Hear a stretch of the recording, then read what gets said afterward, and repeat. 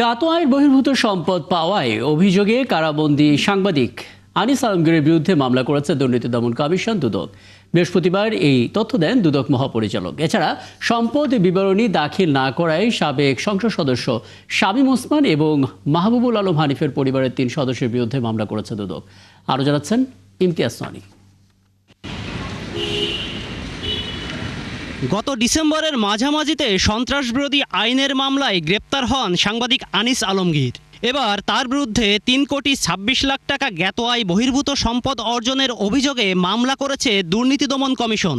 জ্ঞাত আয়ের সাথে অসঙ্গতিপূর্ণ 3,26 লক্ষ টাকারও বেশি মূল্যের সম্পদ অর্জনপূর্বক বুক দখলে রাখার অপরাধ অনুসন্ধানকালে প্রমাণিত হয়েছে।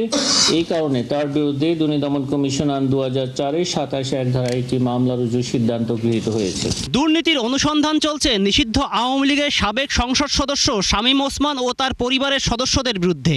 সম্পদ বিবরণীর নোটিশের জবাব না দেওয়ায় তাদের বিরুদ্ধেও মামলার অনুমোদন দেওয়া হয়েছে। তারা যথাসময়ে সময় বৃদ্ধির কোনো আবেদন করেননি এবং নির্ধারিত সময়ের মধ্যে সম্পদ বিবরণী দাখিল না করার অপরাধ অনুসন্ধানকালে প্রমাণিত হয়েছে। এ কারণে তাদের বিরুদ্ধে দুর্নীতি দমন কমিশন আইন 2004-এর 26(2) ধারায় পৃথক পৃথক দুটি মামলা রুজুর সিদ্ধান্ত গৃহীত হয়েছে। একই কারণে আরেক আওয়ামী লীগ নেতা মাহবুবুল আলম হানিফের পরিবারের 3 সদস্যের বিরুদ্ধে 3টি পৃথক মামলার কথাও জানান তিনি।